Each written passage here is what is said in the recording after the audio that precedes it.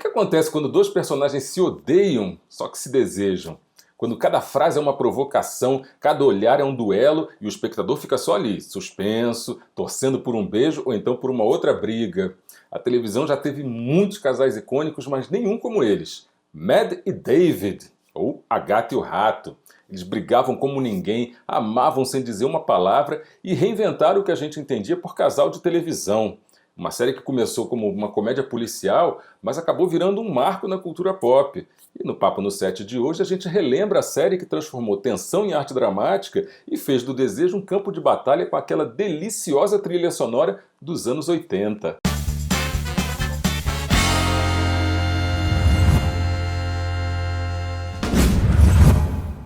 Fala galera do bem, é isso, Moonlighting no original, A Gata e o Rato na versão tupiniquim. A série foi exibida entre 1985 e 1989, estrelando Cybill Shepherd e um ainda pouco conhecido Bruce Willis.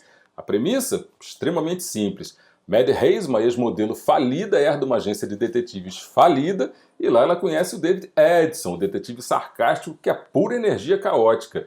E o resto é puro suco de tensão. Mas o segredo da série nunca foi o mistério da semana, sabe? Foi a química entre os dois. E que química! Tão boa que quase acabou com a série e eu já falo nisso. O que prendia, na verdade, a audiência não era quem matou, mas quem beija. A Maddie e o David, eles brigavam literalmente como no título, sabe, aquelas discussões super afiadas, recheadas de sarcasmo, com texto rápido, cheio de referências, aqueles flertes disfarçados de ofensas e tal. Era uma série que brincava com gêneros cinematográficos e isso era delicioso. Fazia episódios no ar, musicais, metalinguísticos, sabe, quebrava a quarta parede, citava Shakespeare, filmes clássicos, era uma salada, era uma ousadia gigante, mas era inteligente, engraçada, apaixonante. E talvez por isso tenha ficado gravada no imaginário de saudosistas assim que nem eu. E você, né? Que eu sei também. O auge da coisa toda veio quando, depois de 3 temporadas, né, de batidas na trave, eles finalmente se beijaram e dormiram juntos. E aí, né, do jeitinho que é na vida real, tudo foi ladeira abaixo. Existe uma teoria famosa aí na dramaturgia que diz que a tensão é mais poderosa que a resolução. E em A Gata e o Rato, né, isso acabou virando exemplo, um exemplo mais certeiro dessa teoria. Depois do beijo, né, e da noite que eles passaram juntos, a audiência esperava o quê? Um romance, né, sólido, casamento, filhos, né, contas, boletos, hipoteca e tal. Mas os roteiristas se perderam e os bastidores acabaram explodindo. A Cybill Shepherd, na verdade, e o Bruce Willis, eles se odiavam fora de cena. Isso ficou claro, né, desde sempre. Ela estava grávida, ele já estava sendo sacado ali por Hollywood, já começava a gravar o primeiro Duro de Matar, né, que foi lançado em 88, e para piorar, os roteiros atrasavam, a produção virava um caos, e aí esse clima tenso, né, da tela era super convincente, mas fora dela era dinamite pura, e hostil demais para continuar funcionando. Resultado, a série desandou. Mas mesmo assim, acabou virando lenda. Aquela tensão ali entre a Maddie e o David em muitos aspectos, é um espelho da eterna guerra dos sexos, né? A série estreou exatamente nos anos 80, quando o feminismo já tinha conquistado muitas vitórias, mas o mundo ainda era e continua sendo, né, palco de disputas super silenciosas, né, ou nem tanto, por poder, por espaço, por protagonismo dentro dos relacionamentos e tal. A Maddie era uma mulher bem-sucedida, né, apesar de tudo, bonita, independente. O David era despojado, debochado, desbocado, imprevisível. Ela queria ordem. Ele nasceu abraçado no caos, né? Ela tentava racionalizar tudo, ele usava a intuição. E o resultado disso era um cabo de guerra emocional onde o amor parecia sempre esbarrar na vaidade, sabe, na necessidade de controle e em algo ainda mais profundo, que era o medo de se vulnerabilizar. Quantos casais, né, modernos não vivem exatamente essa dinâmica? Gente que se ama, mas não consegue ceder, que compete por afeto, por razão, por status, sabe? Que transforma o companheiro num adversário e não num aliado. E A Gata e o Rato escancarava isso, só que com muito humor, né, com charme, mas o subtexto era potente. O desejo pode sim juntar pessoas, mas o ego com certeza separa.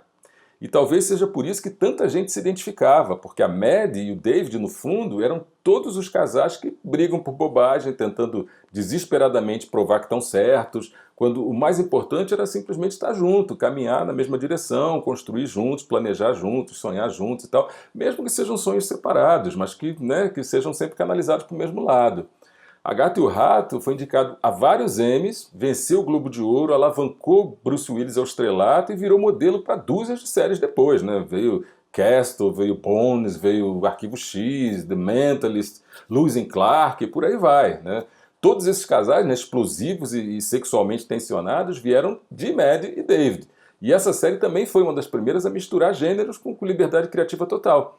Era policial, mas podia virar comédia, né? Uma comédia romântica, musical, drama familiar, teatro grego, tudo em 45 minutos. Talvez por isso mesmo A Gata e o Rato tenha poucos episódios, né? Mesmo assim virou um cult.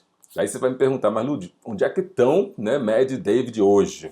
Bom, o Bruce Willis completou 70 anos agora em março, né, de 2025. Em 2022 ele se aposentou da atuação, depois que foi diagnosticado com afasia e posteriormente com demência frontotemporal. E desde então ele tem recebido apoio constante, né, da família, incluindo da ex-esposa, da Demi Moore, né? Recentemente ele fez uma raríssima aparição pública, né, para agradecer aos socorristas durante os incêndios que aconteceram lá em Los Angeles. Isso foi um gesto que emocionou fãs aí ao redor do mundo. Só que antes de se afastar, o Bruce Willis deixou uma série de filmes gravados, incluindo a trilogia Detective Night, que marcou o encerramento da carreira dele, e uma carreira vitoriosíssima, né? A contribuição dele para o cinema de ação permanece inesquecível, com papéis icônicos, né, em filmes como Duro de Matar, como Pulp Fiction, como O Quinto Elemento e tal, enfim. Já a Cybill Shepherd, ela celebrou 75 anos, agora em fevereiro de 2025, e segue ativa, tanto na atuação quanto na música. Ela estreou o filme How to Murder Your Husband, em 2023, e continua se apresentando como cantora, com shows em locais como o Catalina Jazz Club e tal, enfim, está na ativa. E além disso, ela é conhecida pelo ativismo em causas sociais, especialmente na luta contra a esclerose múltipla, né, motivada pelo diagnóstico da própria filha, Clementine. A Gata e o Rato ensina que nem toda química vira amor. E nem todo amor precisa de gente feliz, porque o que muita gente queria ver mesmo era aquele jogo, aquele duelo e tal, o embate, né, que fazia a gente rir, suspirar, né, e pensar, pô, eles se amam ou eles são haters um do outro? Talvez sim, talvez não, mas ninguém fazia isso melhor, sabe? E você, me conta aí, você torcia pela Maddie ou pelo David? Ou faz parte do time que acredita que o amor verdadeiro nunca se consuma? Conta aí nos comentários. E não esquece, deixa aquele like carinhoso, se inscreve no canal, ativa o sininho, compartilha com quem adora ver uma boa DR com legendas e com certeza a gente se vê no próximo set. Corta!